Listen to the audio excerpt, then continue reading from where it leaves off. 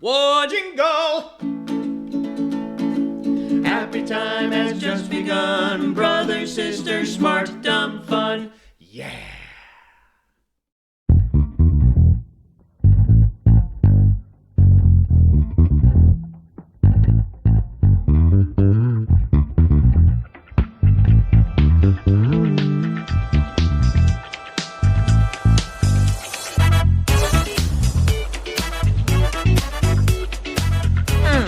Look at us. We're back on a Saturday.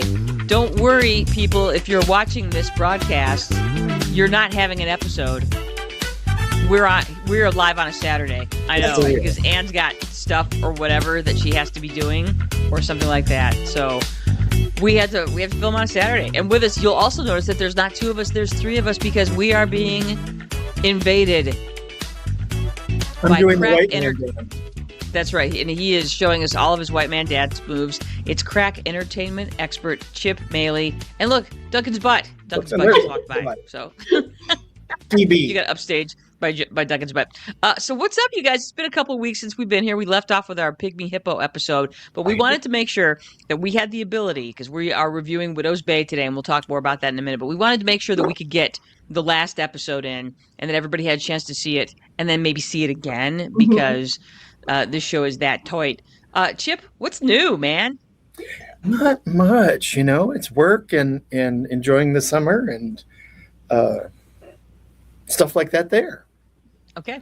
Going to see Supergirl on Sunday. Oh, you're going to go see that sounds like fun. Yeah. Have you seen any good movies lately? Should we be talking about those too? I have gone to see a couple of horror movies with my nephew. Mm-hmm. One was called Backrooms. Yeah. Which was wild. And, and it kind of follows the whole, now all horror movies are about grief and trauma and overcoming all of that. So that's why I can go see these movies, because they're not just, we're going to just slash you so we can see all your guts come out. That's very millennial / Gen Z. It's like, we're that generation that's still really afraid to talk about our feelings. And then you have these youngsters that are not afraid to talk about their feelings. And then they're like, let's make movies that are horrifying about our feelings. And then you're like, oh, that can be scary too. Yeah. And it's funny, we saw one before that called Hokum that had Adam Scott in it. And it's funny, I'm just going to quickly, segue into Widow's Bay. There's at least the one episode in Widow's Bay that reminded me a lot of Hokum, where he goes to stay at the inn. Oh, yeah. And I was like, why do people do stupid shit like this? I'll stay at the Haunted Inn. Yeah. That's what I loved about the episode with Patricia and the gun. I was like, that's exactly what you should do. You should stand over the crazy dead guy with the gun until he has been cremated. He has been cremated. Okay. Awesome. I'm gonna wait till we get to more of the questions, but I actually have so many thoughts about that scene, and it's nearly perfect. Anyway, we'll get to that. Anyway, so let's catch up. Let's do stuff. As you know, we're here every week. With us is our crack. If you've never watched this before, Chip is our go-to guy for entertainment, because this is the man that studies entertainment as a science. So yes. Chip is a scientist of entertainment. In my own mind. That's right. You do have a degree in theater. Yes, I do. In theater. So let's go ahead and throw this on stage. Anne, would you like to take us through? Look at that great picture of us. Oh my God. We are. I know. Oh my God. Yeah. Is there 4 chins? Do I have 4 chins? 1, 2, 3. You only have 3, man. It's fine. Okay. A 3. A 1, a 2, a 3. 3 chins. Yay. All right. Ann Brothers, take us through our intro. Let's go. Let's go. We are Ann and Janice Brothers. We are sisters, and our last name is Brothers. I don't know what else to say about that. It's just the way it is. We're in our 50s, which means we're Generation X, which also means we spent some time in our early years in the dog kennel for children, otherwise known as a playpen. That's adorable, that picture. The thing is, like, our parents didn't play with us. It's like you either had friends come over, you played, Jenny and I played with each other, but my parents didn't like, hey, let's have playtime all together. That never happened. In fact, it was so opposite of how we were raised. They actually put us in a box so they didn't have to watch us. Yeah. It was like they were busy, so you went into the playpen and there was Right. things for you to play with in the playpen, hence the name, Yeah, exactly. So it's like, we're not even going to play. We don't even want to have to look at you for an hour. So you're in here. I have housework to do. Go into the play cage. So, Yeah. Exactly. So I notice they really don't Yay. have those anymore. So, parents are a lot more hands-on. We talk about smart stuff, fun stuff, dumb stuff, and any combination of the three. And we are not cool, hip, or sexy. We know this because we always choose fun over cool, hip, and sexy. And usually fun stuff isn't cool, hip, or sexy. Okay, it's not just that though, but a lot of times like fun stuff involves going to places where you have to use porta potties, and I don't want to do that. You mean cool stuff, Jenny, not fun stuff? Okay, not necessarily, but cool stuff there's like a Caribbean festival going on in Kalamazoo tonight, and I'm like, weed and poop, So I'm like, I don't want to do that. Pop and porta potty. Yeah, I don't know. Smells like the Caribbean. Yeah. Irieman. Yeah. Wow. Anyway. Yeah. So no, I'm not cool like that because I just avoid stuff that's cool when there's porta potties involved. Yeah. I know. I'm a tool. So all right. Anyway, we are not a true crime celebrity or influencer podcast. We don't spend enough time on social media promoting our podcast to be one of those types of podcasts. I've been like watching a bunch of true crime stuff on Netflix and Hulu and everything, like with cults and like with influencers that kill somebody or get killed. And they're always on their social media. And I was like, oh God, it's got to be exhausting. I'm like, that's why we're not famous yet, Jenny, because we don't spend enough time on our social media, because then you have to spend all your time on social media. I just can't do it. yeah, this is kind of like as much as I can commit to as far as social media is just doing this because it's fun and I get to see my friends. So Yay. Yeah, that's it. Yeah. We've been told we're good to listen to when you want to learn things about stuff, and because we are easy to listen to. It's like we're funny. We don't get too deep into anything. We tell you about good stuff you should watch. Easy. We are easy. We're like elevator music of podcasts that you can have us on in the background while you make hamburger patties for dinner. So We're the very awesome. Manilow of podcasts. Yes. Yeah, people should have played us while their children are in the playpen. What Good a brilliant idea. Mm-hmm. What, here's In some fact, you should- branding. Yes, you should put your kids in the playpen and make them listen to us. We will do a great job of raising your kids, just so you know. Just so you know. Couldn't do any worse. Anyway, Nope. This podcast is not G, PG, or even PG-13 because fuck-a-doodle-doo. Yeah, fair warning. If you play us while your kids are in their playpen, their first word will be fuck. Yeah. So just so you know. Do it at your own Fuck-a-doodle-doo. fucking peril. Yeah, it'll probably be fucking shit or shit fuck or something like that. So Mhm. just, I mean, they're going to be in public education probably anyway, so they might as well get used to it. Okay. Yes, I said that. My bad. You can join us on our website, Spotify, Apple Podcasts, iHeartRadio, YouTube, and Amazon Music. Like us, follow us, hit the bell, and leave us a review. Give us your feedback with our questions and answers and our polls. And you can ask Alexa to play us, and she will. You don't even have to be nice about it yet. Yeah, because if you ask things from Alexa, like my parents ask for things from Alexa, I'm always surprised that Alexa's so nice to them because they're not super nice to Alexa. So,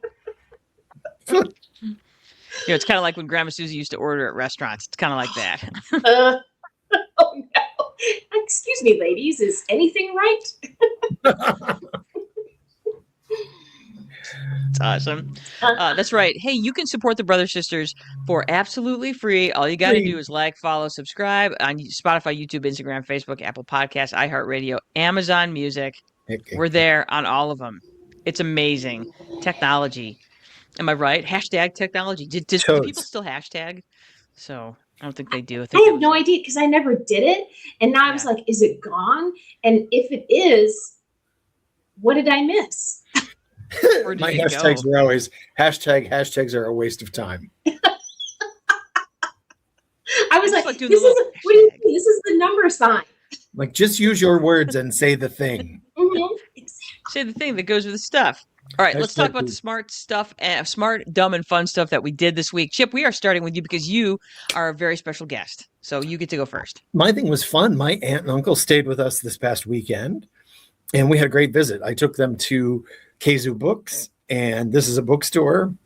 And then we also went to the Portage Farmers Market over here, which they just built a new little shelter for.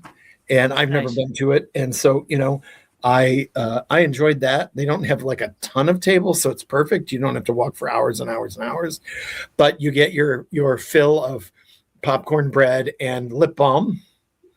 And Artisan lip balm, yes. I bought like 3 or 4 lip balms and got some stickers. Oh, Yeah, excellent. I should show you this. I'll have to show you the stickers, but yeah. Excellent. So it was fun. We always have a great time when they're here, and Where did they come in from? they came in from Chico, California.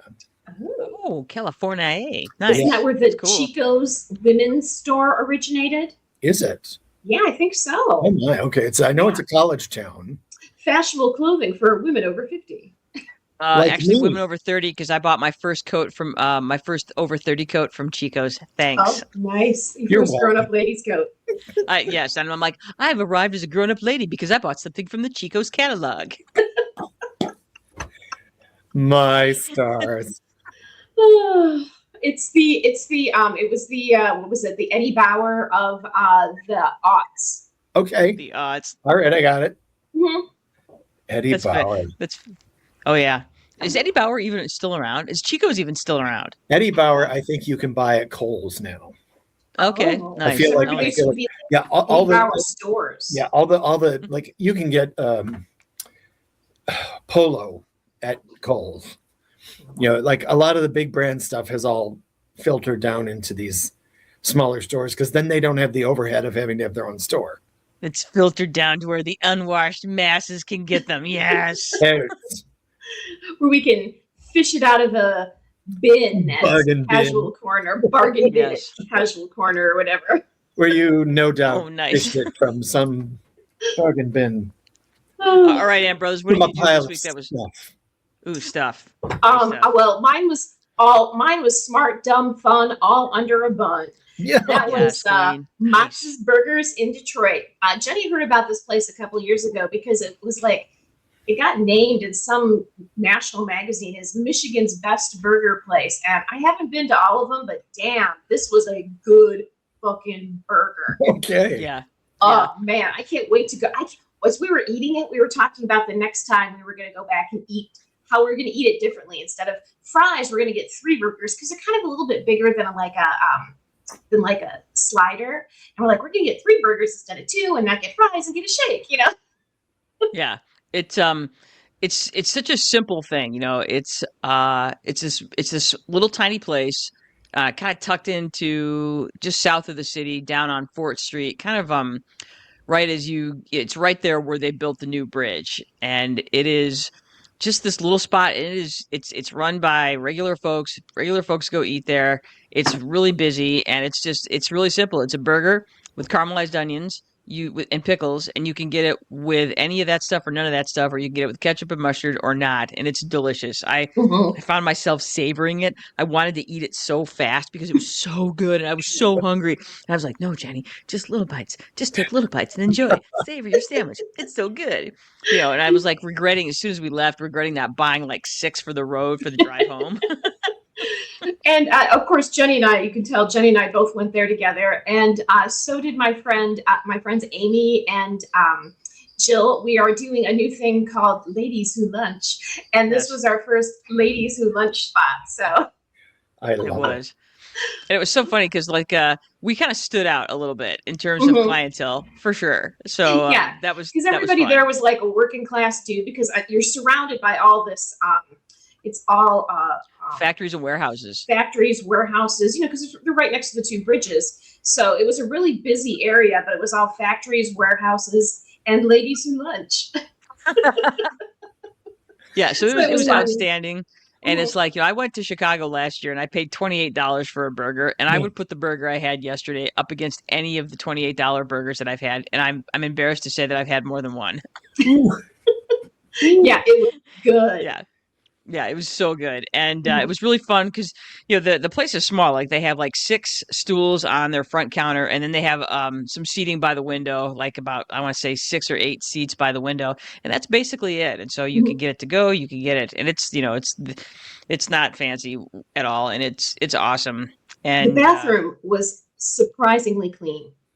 I love it. Well, the whole restaurant was clean. I mean, there was it was tidy, it was clean. It was one of those places where they're like, hey, it's not sexy, but it's a place where you can come get some good food and feel good about eating it. So even though I will say this, I had my burgers and my onion rings and my fries yesterday. And then we went out last night for Kim Too Good. Happy birthday, by the way, for Kim's birthday, to Martini's, where I broke the rule last night with old fashions. And then I proceeded to get up this morning and run 6 miles. And let me just say, I did not feel well. I didn't feel well just listening to you say it. Yeah. Man, I was like, I got to mile 3 and I was like, I got to turn around and do 3 more miles. Like, oh. Your stomach was like, fuck this. Jumped out. I did it. There was no pooping of the pants or anything like that, but I was not on my legs felt like a couple of lead pipes. I'm like, I did this to me. This is my fault. Shut up and just keep going. All right, Jenny, what about you?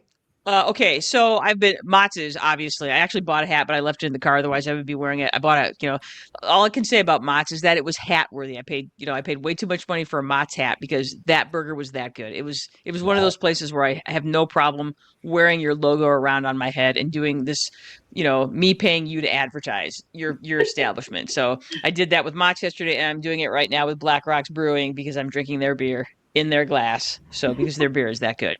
Okay, the other thing is I've been watching, it's World Cup time, which I do love. I do love watching the World Cup, Women's World Cup, Men's World Cup. It does not matter. It's World Cup soccer. But it's also horrifying to watch because soccer is a violent sport. There's a lot of violence. There's hard hits. The most injured I've ever been was playing soccer.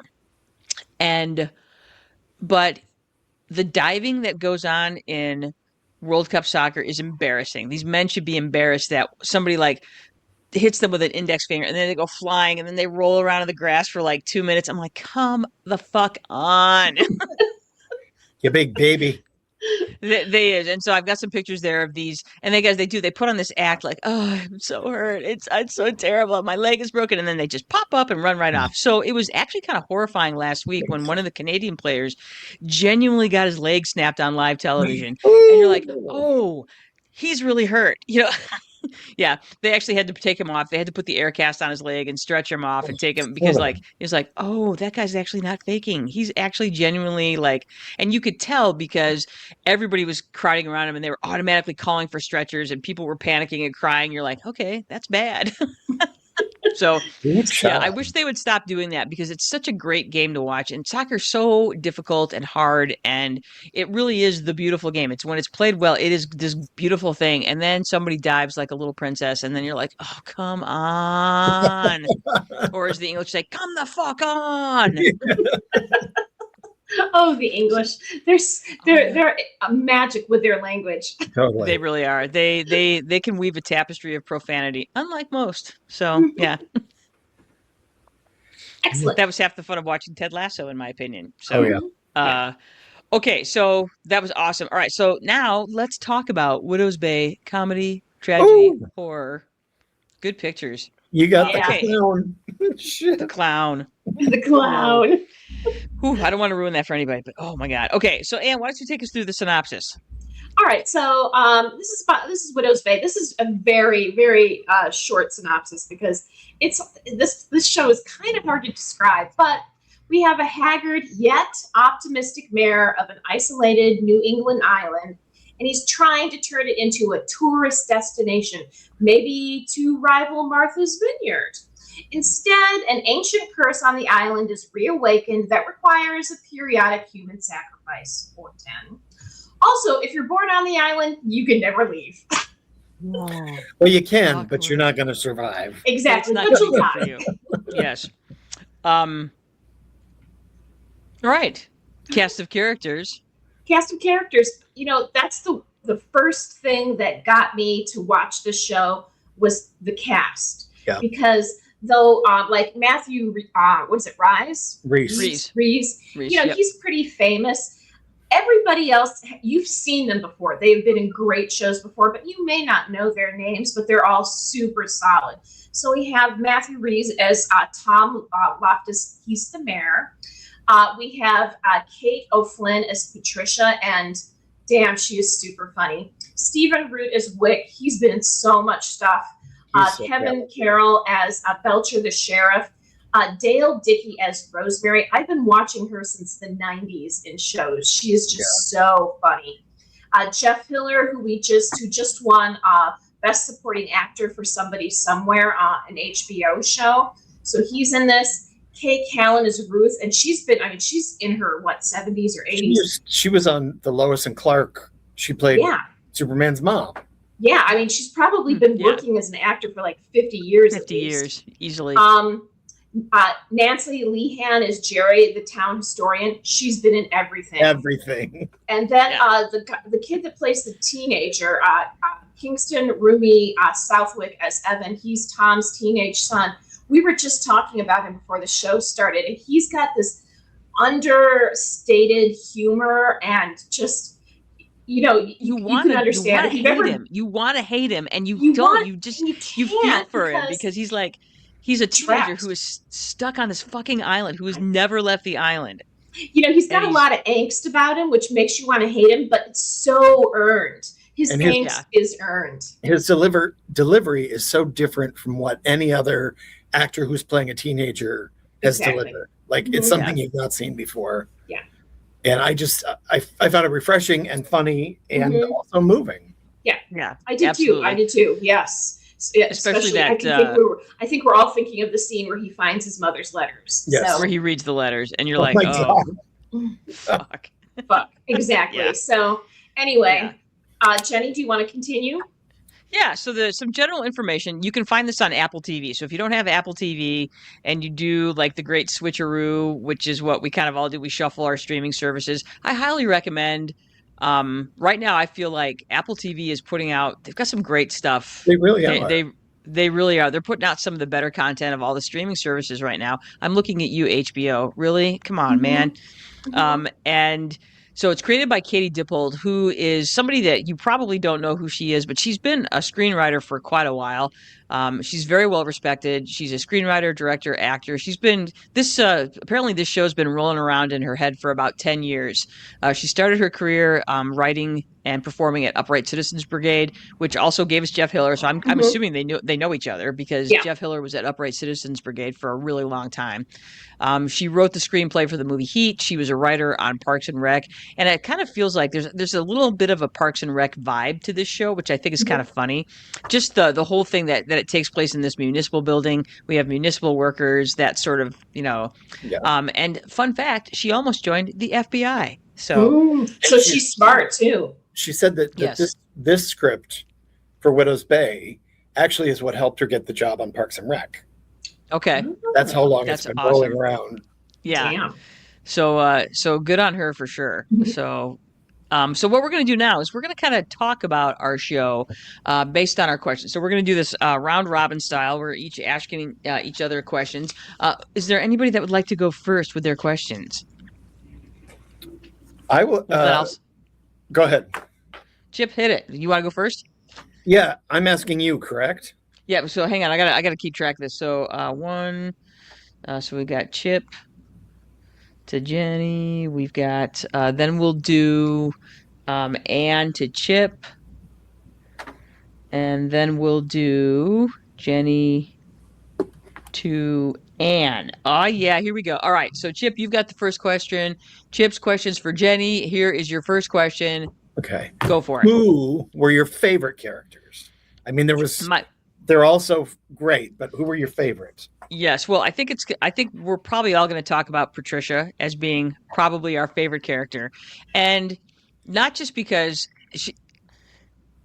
she is so, I was not familiar with Kate O'Flynn at all before this show. And she's mostly worked overseas. She's mostly worked in England. British and actor.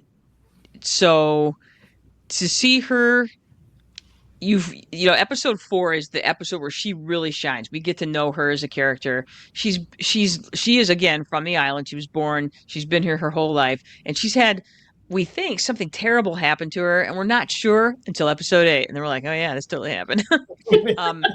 But I'm not going to say much because I want you guys to be able to talk about Patricia as well. All I know is that Patricia just kept surprising me again and again, and the scene, the episode where they dig up, that episode where we get to know the founder. Yes.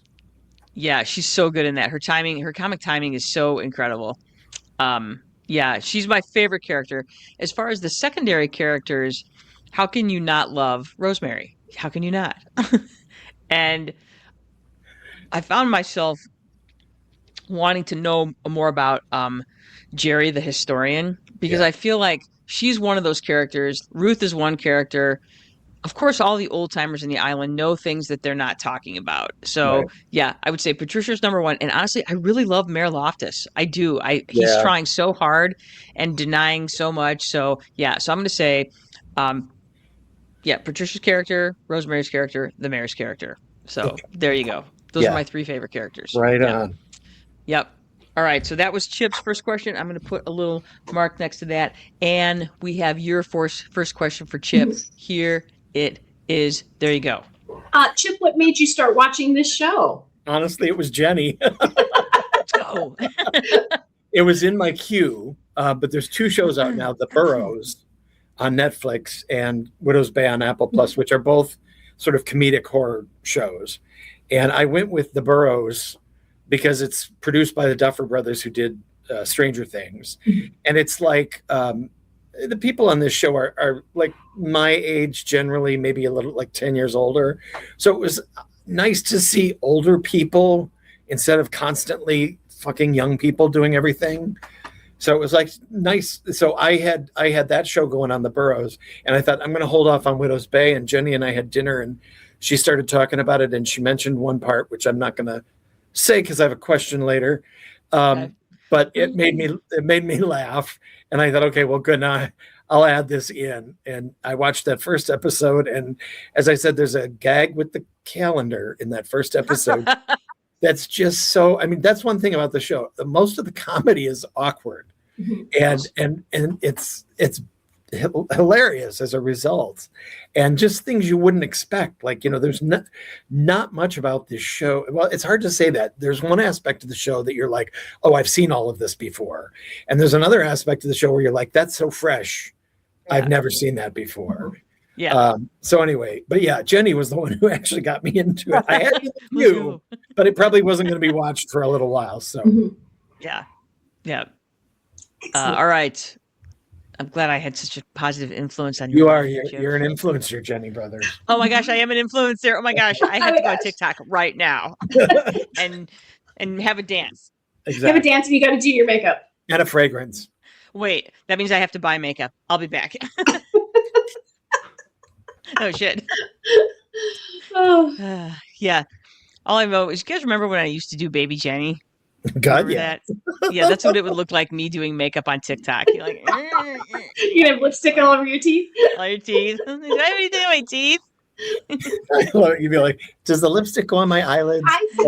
Yeah, it's gonna be bad. It's gonna be real bad. So, all right.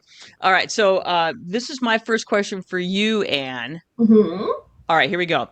Which supernatural creature or creepy moment in the series got under your skin the most, and why do you think it worked so well? Well, I think this is an example of Chip's. I've seen this before, and yet it's so fresh. And that was the first time I really got freaked out, because the first episode, there's these little creepy things that happen, but nothing really scary. It's just like, it's kind of putting you on edge.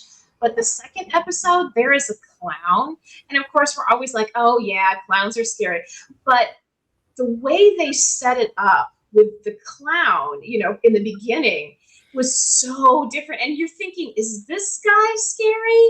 is this guy gonna end up anyway? It freaked me, and then he's trapped. So he's kind of like trapped with his back against the wall, and this scary ass clown is crawling towards him, and he can't get out. And it's And just the way like, they strobe light it, so it's like, Yeah. I'm like, it's one of those. Every now and then, I get so scared, I go cold. mm-hmm. It was one. It's like, is he's coming at him? I'm like, I just went cold. This is fucking scary. This is fucking scary. Yeah. Yeah, I was And like, make it stop. Make it stop. And it wasn't just like he just had the clown face and the hat, but he was in his work outfit.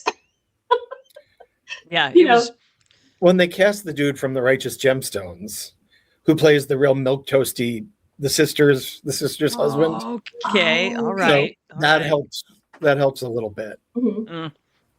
Yeah. So that was it was awesome. That was it was like the first one, and they have a lot of there's a lot of terrifying moments in this series, but that one was like, oh yeah, this is definitely, and it was just the taste. This is just the tip of the iceberg of what the fuck is going on this little island. So I just thought again, we've seen lots of scary clowns in the last 10 years, but their take on it was very fresh. Yeah. Very fresh and very restrained, I would say. Yes. Yeah, they held that little drop to the very last second to great effect. Exactly. Great effect. Yeah. Yeah. Loved and it. no, like the clown wasn't like screaming or laughing maniacally or anything. Or drooling blood, Yeah, he was just dressed up like a clown. Yeah. Real fast. Mm-hmm. Yes. All right. Chip, your next question for me. Are you ready? I am. All right, here it is. Oh, I love this question. I wrote it, so I'm a narcissist. How did you feel about the blending of genres and tones between the horror, comedy, and drama? I loved it, and I feel like, because here's the thing. In life, we are surrounded by funny people and funny moments and things that are just funny. Maybe to us, but maybe not to others. And what I loved about this is that the comedy in this series never hits you over the head. It's funny in the sense that you know people like this. Like he's on this little island, and there's all kinds of people on this little island who are both competent and incompetent in what they do. When he's in the bar and everybody's giving him hell about calling Wick a hick and telling me he's a big chicken shit for not going, and then they just kind of go round robin about all the things about what he should be doing, and you're like, every time they say something, you're like, that's another one. Okay, that's funny. Okay, that's funny. And so there's so many little things when he's looking at the board games, and I'm not going to talk about that because I know you have a question about the board game, so I'm not going to say anything about that. But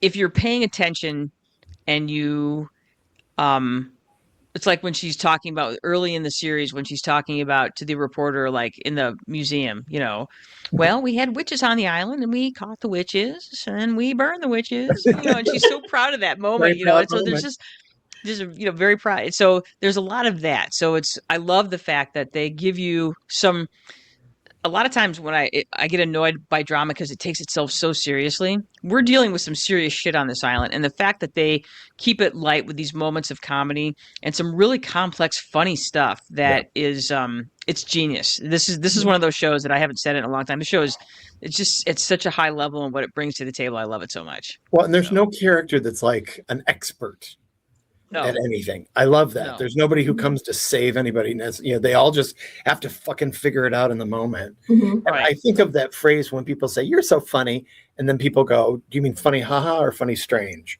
And I think the comedy here is funny strange. Mm-hmm. Yeah. That's exactly it, because you're like, it catches you off guard, and you're like, oh wait, did I see that? Do I have to go back and relook at that? Or does it mean something? Or does it matter that it doesn't mean something? Exactly, because that was funny, and I'm not sure why yet. And we're moving right along. It's like the in the party book where there's this picture of this fun party, and then you like, wait, is that a pile of cocaine? Yes. It's this drawing of a party, and like it's this old school drawing of a party where everybody's like the 50s and everybody's having a great time, and then like kind of in the corner there's this pile of cocaine and a razor blade, and like Joe was like, hey, was that cocaine? So you like literally have to go back where we're writing. I'm like, that's totally cocaine. Yeah, and it looks all cutesy and like retro astro. Exactly. It's like the perfect Betty Crocker party. Oh, this pile of cocaine. Now serve the punch. Yeah, serve the punch. Yeah, amazing. All right, so Anne, your question for Chip. Here we go. Yes. Go for it. Chip, what would you say to convince someone that they should take the time to watch this show?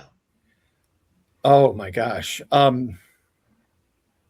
think the fact that it is something different, but not the kind of different that will turn somebody off. Like when I say that to people, like it's different or it's kind of complex, those are words that tend to make people go buzz, except for people like us who are cultured and want new stuff in our lives. Exactly. Yeah. Because we're cool and we're hip like that, even though we're not cool and sexy and We're cool and hip, but not cool, hip, and sexy. there you go. As long I'm as we crazy, stay sexy, home cool and- because I'm from TLC in the 80s. And Nice.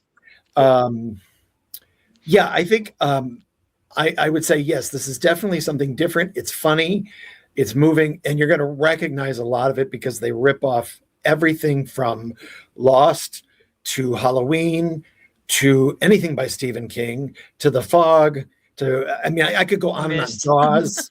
Yeah, Yeah. I mean, Yep. it's ripped. Everything is ripped off, but not in a way that you go, "Oh, fuck that, man!" Like you watch, and you go, "Okay, that's good. I like how they wove that in." You know, Because they find ways to just put a little spin on it that is like, Yes. it's awesome. well, and also it's not like everything is feels like a chapter in a way. You know, like the boogeyman part is just like a chapter. You know, the party is just a chapter. So there's all these weird fucking things on the island. They don't necessarily connect to each other, at least that we know of, in any meaningful way. They're just weird fucking things and supernatural things. Well, the reporter says it really well when he sits down with Mayor Loftus at dinner and he's like, okay, this is what people tell me. People tell me bad things happen here. Yeah. And that pretty much sums it up. And we get a chapter after chapter of all of these bad things. And like, I feel like somewhere down the road, we're going to find out what binds all these bad things together. Yeah. So, yeah. What's in the basement? I don't know. What's in the hospital? I know, right? I don't know. What's in the insane asylum? So, So yeah, all right. I would definitely say, give it a shot and move past the words complex and different. Yeah, for sure. All right, Anne, are you ready for your second question? I am. Okay. Widow's Bay mixes comedy and horror better than most shows. We got that. Which scene made you laugh the hardest, and which scene genuinely creeped you out? Ooh.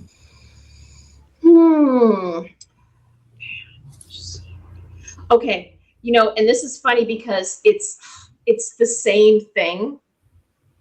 It's the same scene. The scene where Patricia is being chased by the boogeyman, and she's got she pulls out the gas pump, and she's squirting it, and no gas is coming out, and he's coming, he's going to murder her, he's going to stab her to death, and she's trying to get the gas out, and she runs into the convenience store, $20 on both three, and she runs back out and turns on the pump, and this gas starts spitting out, and the sales guy in the convenience store and the sheriff are like, oh, what? And the guy at the convenience store is like, oh, you're not supposed to do that. I was laughing so hard and so freaked out for Patricia because, she's got like one shock left, one little bit to start this fire so she can set the boogeyman on fire and try to save her own life. And I was laughing so hard and so afraid for her at the same time because you're like, classic 80s slasher movie. Totally. Which, was when the boogeyman was around on the island, was, in the 80s, and she's going to get slashed, and she has obviously learned her lessons from the slasher movies, but man, same scene. Yeah. Drop dead funny, drop dead scary. Yeah, that's a good one. That's a really good one. Yeah. All right, so back to Chip. Your question to me, your third question to me, Chip's questions for Jenny, question 3, there it is. Where do you think we're going in season 2? I know. It's one of those unknowable questions. But just from some of the threads that they've laid, do you have any? Well, we obviously know that the season finale unwrapped an entire layer of shit that I was not. Dale goes in. So here we are. We're having this massive storm. Everybody's in the storm shelter at City Hall. the character Dale, played by Jeff Hiller, is told to find distractions for the 167 people who are in the shelter. And so he goes into this supply closet, and there's like an old school projector with a bunch of films laying around, just like, we all saw back in the 80s. And so he, gets the thing working. He puts up a reel, and we find out that this is an instruction reel for how to deal with the people that will be sacrificed, and you're like, the fuck What? is this? What? And all of a sudden you're like, oh, that's what that chair is for. Because, and so it's like, what is this? What? And, you learn all of this stuff in these last 10 minutes of this episode that you're like, so I don't know where this is going to go. There are so many unanswered questions. Number A, that. Number B, what's in the basement at Tom's house? Number C, what did his mom, what did Tom's wife / Evan's mom know? Because those letters mean something. Those letters mean something when it comes to what's happening on the island. And to me, you have to start addressing what's causing this evil, because everybody knows now. The cat is out of the bag. Everybody knows that something is really bad. We spend a lot of this first season trying to be convinced that there's something genuinely evil, and he starts to know it by episode 3, the Sea Hag episode, and we start to know it. So now that everybody knows, what are we going to do about it? So my only fear right now is that this somehow becomes fucking Lost, and I will be so sad if it becomes Lost. So the writers have a lot to do in terms of continuing to make this an interesting show, continuing to bring humor to it, and give us something really awesome and special. So I do have to admit, I have a lot of faith in the creator of the show. I have a lot of faith in her. To wrap this up, to make this a really great story from beginning to end. So I do have a lot of faith in her. I hope so. Hope so. All right, we are on question 3, and to Chip. Here it is. Mm-hmm. What about the show hooked you and kept you coming back? I think it was a number of things. First of all, it was the awkward humor. Like, I just kept waiting, like, what will the next one be? And they don't really announce themselves. It just happens, and then suddenly you're like, what? Fuck? And you maybe pause to watch it again, or you just let it go. I'll come back to it another time. That was one big part, was that weird, awkward comedy. The other was that the horror, like when I got like the Sea Hag, like freaked me out. But they built that suspense so well that I wasn't like, oh my God, I'm going to vomit. But I was like, what's going to happen? And then, because at the same time she shows up, there's the girl that he wanted to date. She shows up and he turns her away. And you're like, and then, like you said, with the boogeyman, you're like, that thing moves so slowly, just like Michael Myers, that there is plenty of time for Patricia to go into the gas station, put $20 on the thing, and come back, But that there's still enough of a buildup that you're like, oh my fucking God, You want to know, like when he swims out to the buoy, and then he sees just the head of the hag, and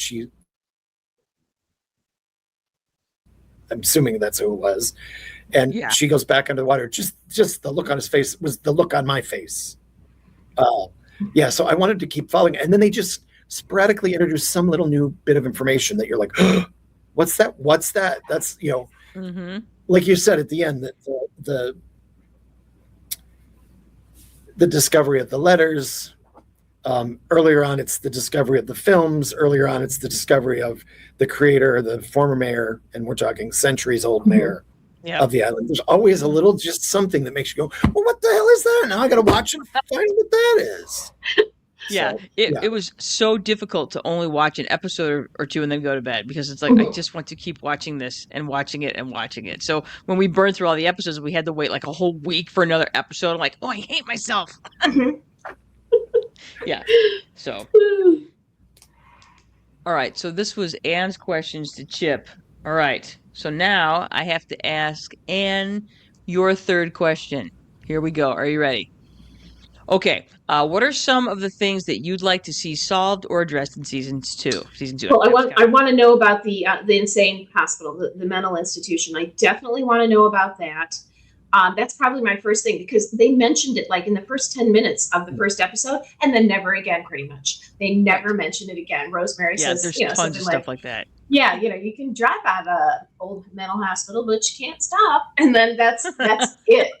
Yeah. There's nothing else. And I was like, kept waiting for them to go back to it, and they never did. So I really want to know about that, because that's scary.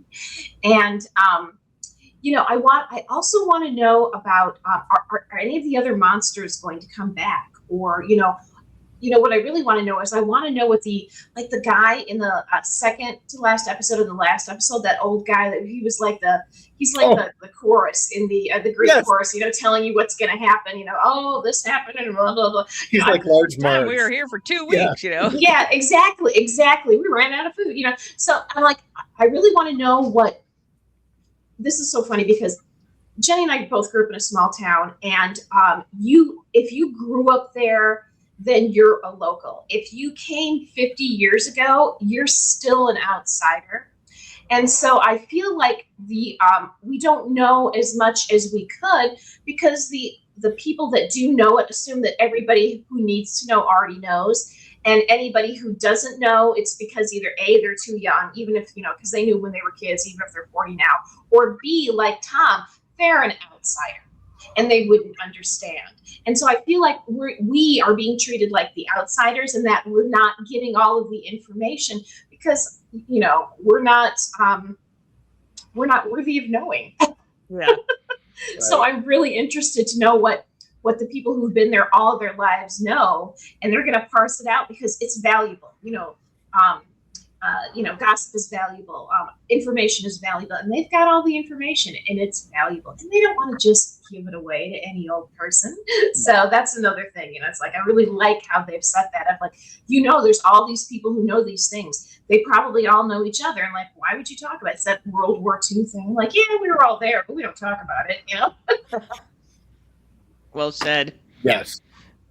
Yeah, that's a good one, because there's a lot of old folks on that island because they never get to leave. I have to say, that old guy that tells the stories, like, that was one of my favorite moments when he's talking and she just shuts the door. Shuts the door. But he doesn't, like, you can hear he's still talking. He's still talking. Exactly. But yeah, he reminded me of Large Marge, like, it was the worst night ever, I seen though. It was a night just like this. Yeah. I saw the worst accident that I ever seen. Yep. All right, Chip, this is question number 4 from you to me. What was your favorite awkward comedic gag? And you can, if you have multiple, feel free. Oh. I'm going to start with when Tom he's been scratched by the sea hag, and he's in his chair dreaming, and of course the sea hag, he can't move because he's exhausted, because as Wick told him would be, and him, when he manages to get the sea hag off of him by getting his chair to open, and then he flops himself out of the chair. I'm like, God, that was so funny. I loved that. I forgot about that. Great physical humor in that moment. I'm like, that was really funny. And I loved that. And it's like, that's when the moment that, he's like, yeah, this is real, dog. So that's one of the moments that I really liked. And I would say when he's in this serious moment, when he's talking to the 200-year-long buried old founder of the island, and it's getting really tense, and the door pops open, and Patricia's like, I just got to get my purse. And then off she goes. I loved that one. Yeah, I just thought that was really, and again, you're just like, oh my God, that woman, her comic timing is so, and her delivery is just so great, I'm sorry. Yeah. I loved when he's in the coffin and Tom won't let him out. And he's like, fuck you. And he's like, fuck me, fuck you. And he's like, no, fuck you. No, fuck you. And they're just back and forth. I couldn't stop laughing. That was Yeah, that episode was great. That was just a really great episode. And yeah, surprising. Again, that was one of those surprising because, as they're talking, like at the beginning of that episode when they're talking, at no point in your brain do you think the founder is still alive upstairs in his bedroom. You're Right. just assuming that his body's in the casket, like that they dug up his coffin, and you're just assuming he's in there. And then we all get that at the same time. Tom, we all get it, that information all at once. We're like, wait, what now? He's where? Well, I think the part of what made me laugh so hard too was this guy wouldn't have known the word fuck. No, that's what's so funny about it. Yeah. Made me laugh so hard. Yeah. So it was brilliant. Yeah. Amazing. So, all right. So that's question 4 for me. So now we go to question 4 from Anne to Chip. Anne's question for Chip. Question 4. Here it is. Do you think Jeff Hiller will play a bigger role in season 2? Why or why not? Oh my God. Well, I hope that he does. Let's say that first, because we love some Jeff Hiller. We need more Jeff Hiller. And I was saying earlier, I like how he played this. He could easily have been the token gay, and he just didn't. He just wasn't. I mean, the character may be gay, we don't know, but he wasn't like, oh girl, there's danger on the island and shit. We got to run. But he's so stoic that I want to say he knows more than he lets on, except when he discovers the film, he's surprised by it. Yeah. So I'm like, ooh, okay, maybe he doesn't know more, or maybe he knows more of this thread than anybody else does, because there are so many fucking threads. So yeah, I think he will. I mean, they've given us this nice handful of characters, and if we're going to have another 10 episodes, these people are going to have bigger stories moving forward. Yeah. We have to know what's going on with all of them. Yeah. Well, and I think I have to wonder if his part will be exploring more about what he saw on the film strip. Yeah. And where that takes him. That's a good one. Yeah. Very interesting. Yeah, that's interesting. I like that he and Rosemary are paired together often, and he often plays her straight man, which is a hard thing to do. Yes. But he does a really brilliant job. At one point, there's this tiny scene where he's got his shirt lifted up and she's looking at his back, and he says to her, "Do you think that's cancer?" And she's like, "Oh, definitely." And then it's done. You're just like, and it's in passing. It's like we're like watching two other characters walk by as they're having this interaction, and like if you're not paying attention to it, you're gonna miss that. You're like, what? She knows from looking at it. Oh, definitely. That was another gag that I loved. Chip, was when she's doing the genealogy. Fucking amazing. Dead baby, lesbian. Yes. Can't say that anymore. Can't say that. Oh my God. That was good. Oh, that was so good. So good. My favorite gag was when he was at the little the inn, and he's looking at the board games, and there's one called Teeth. Yes. And it's got a big tooth on the front. It says teeth, and you open it up, and there's a pair of pliers. Yep. That's it. That was my favorite. It was like, oh, this is fucked up. Yeah. Daddy's home. Yes. You actually, Chip, that was your last question for me. The bonus question was which one was my favorite game, and honestly, it doesn't get any play. But if you look at when they scroll down the list of games, it's She Shouldn't Have Said That. That's my favorite one. I didn't see that.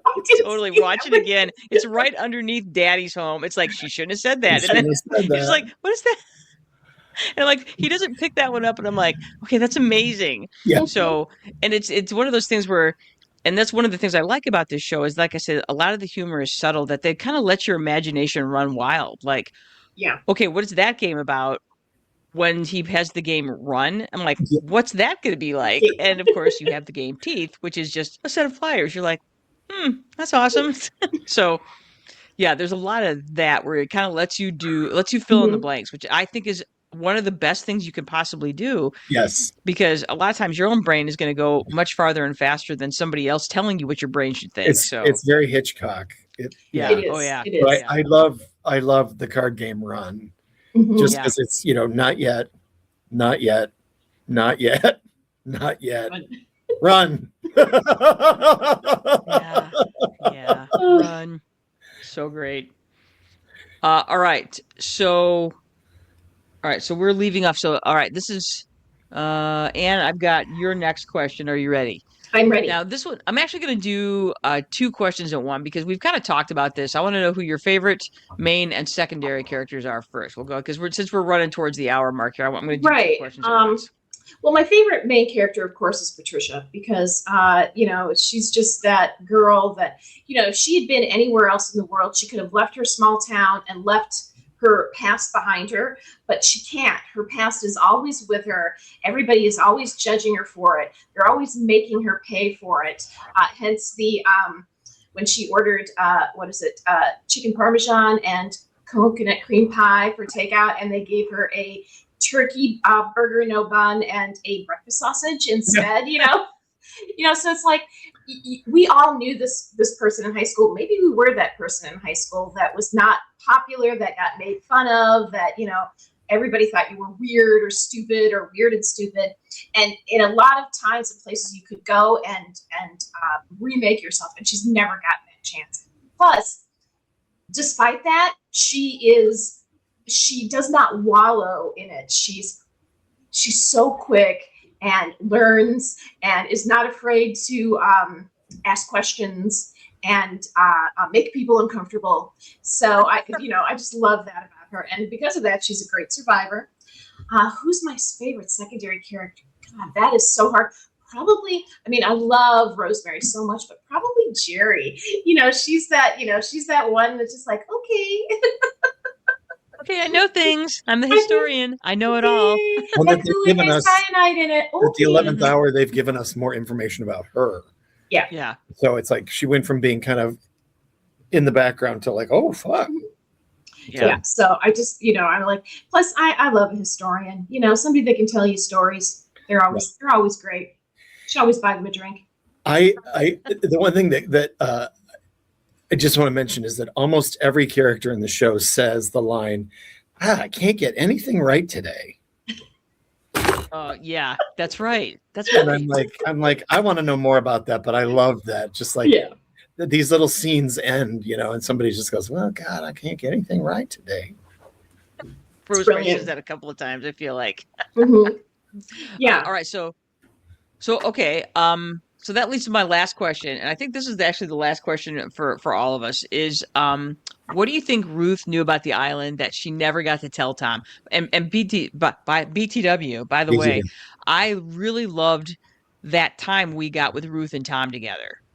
I think there were so many really interesting things that happened in that, and some of the ways that Ruth answered Tom's questions, I'm like, ooh, she knows a bunch that she is not telling, and. Yeah. And she was under the influence of narcotics. Mm-hmm. So, yeah. Yeah. So what do you think, Anne? We'll start with Chip and then go with Anne. I honestly, I don't know. I think, like you said, Ruth knows a lot more than she knows a lot more than we think she knows. But I think also, and I'm going to say because of age, she may not remember everything that she knows. Mm-hmm. And we're going to have to wait and see for season 2 if she actually survives. Mm-hmm. Yeah, because we don't really know. We see him get rid of the locket, but we don't know why, Yeah. Yeah. And he says something like she's at the hospital and she's resting or something like that. So you're like, what? Like, for sure it's a terrible shot. Holy moly. Yeah. Right? Well, I think she knows. I think she knows she's forgotten more than anybody else knows. There you go. It's like not only has she been there for a lot of it, but all of the family lore. Just looking when we're in her house and just looking at the things on her walls and like the sampler that she did with that big long quote. Her everything in her life is an artifact, and you could literally spend a lifetime with a feather, like dusting off one thing, trying to figure and get 1,000 more clues and never, piece it all together. She's literally, not only is she a living artifact, but her entire home is an artifact. everything in it is an artifact from about this island. Like everything you need to know is probably in Ruth or in Ruth's house, but you have no idea how to interpret it. Oh, I like that. Mm-hmm. One of the things I think is interesting is that she has completely accepted the island. Mm-hmm. Mm-hmm. You know, when she answers the trolley problem, she's like, oh, it's just life. And so it's like, she's not just talking that it's just life. It's just life on the island. That's just the way it is. And so she has completely accepted this and is fine with it because there's nothing she can do about it. Right. They've all had to because they can't leave. Correct. And so you see that it would seem silly to her to kill other people when people are just going to die anyway. Your boyfriend is going to get bitten by an animal and then become that animal. Right. Bitten by a creature and then become that creature. Right. And your daddy's going to get taken by the lake. Oh, daddy was taken in the lake. You know, you're like, what? See, there's two more monsters right there we know nothing about. Exactly. And again, it's just that like so many little niblets like that. You're like, wait, what do you get bit by? Yeah. And then your little imagination was like, starts imagining the things you get bit by. I'm like, what took daddy in the lake? And then you start thinking, oh, I think it was this thing in the lake. Yeah. What lake? Awesome. We haven't seen a lake. Nope. Yeah, just layer, peeling. Yeah, it's one of the best shows ever. Yeah, it really is. So yeah, I'm looking forward to more of it, and I hate that we have to wait. You know, we'll have to wait a year. Me too. Likely, And it's Apple, so possibly even more than a year. That's right. They take such a long time. So Yeah. It's so stupid. So, all right, you guys, we are over an hour. We have spilled over into hour 2 of our show today. So I'm going to do some housekeeping, and then we'll get to the good stuff. Supersize it. All right.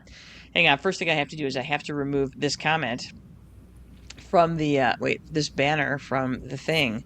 I'm going to hide my current banner. Oh, that's a very intuitive thing that they just added to that. That's nice. Okay. All right. So you have done it, everybody. You have spent the last hour learning things about stuff with the brothers, sisters, and crack entertainment expert, Chip Moehle. This week you learned why you should be watching the show Widow's Bay. You're welcome.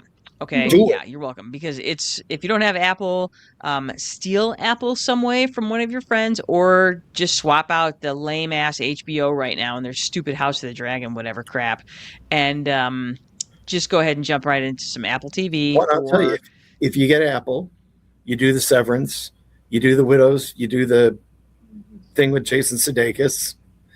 And you do Margot's Got Money Troubles. Oh, okay. I got to start.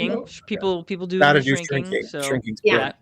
So, yeah, you'll get your right now. I'm telling you, Apple is bringing it more than anybody is bringing it right now, because all Netflix really shows anymore is teenagers murdering each other and cult stuff, which is entertaining. Which is entertaining, but but I wouldn't recommend it, but it is entertaining.